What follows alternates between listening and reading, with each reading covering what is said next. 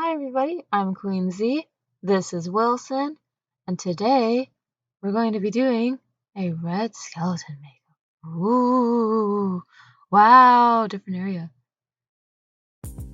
So you're going to want to start out by taking your red paint and putting it on the corners of your mouth, almost like an extended smile. This is similar to what we did with the Pennywise look, but it's not going to look like Pennywise. You're going to fill in your lips with the same dark red purplish color and make sure to outline your lips just to make sure that the shape of your lips is the same on each side. Go over anywhere you thought you missed and then extend that smile that you made earlier along your cheekbone. So curve it upwards and then towards your ear on either side. After that, you're going to make an upside down heart on your nose and fill that in, and then extend the two sides of the upside down heart into an upside down tooth. So draw two lines that go into the upside down heart, as you see here.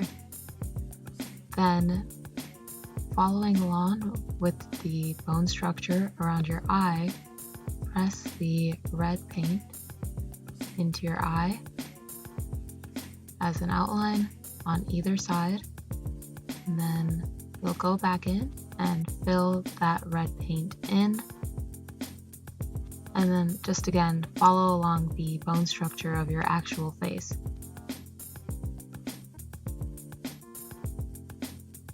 Then go ahead, fill it in.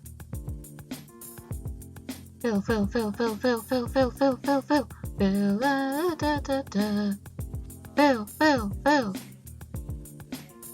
I hope that's not copyright or something. I was just singing. Don't come after me. Anyways, once you're done filling in your eyes, then you're going to put little marks around the curves of your skull face. This is just above the line that you created earlier. It just adds dimension to your face. And then so do it against the curve, so one that's closest to where your hair starts, your hairline is, and then one at the bending point. And you'll also put in a couple lines on each side of your mouth that extend downwards past the line. And I did this by doing all of it at the top first, and then thought it would be cuter to add the lines a little bit past the main line, if that makes sense. If not, just look at the video to see what I did. Visuals are better, I guess. Then once you do that, you're just going to take the red paint and put it underneath the eyes, just outline a little bit more to add a little bit more dimension. Just make sure that they're a little bit more even on either side. It doesn't have to be equal. So yeah, that's it.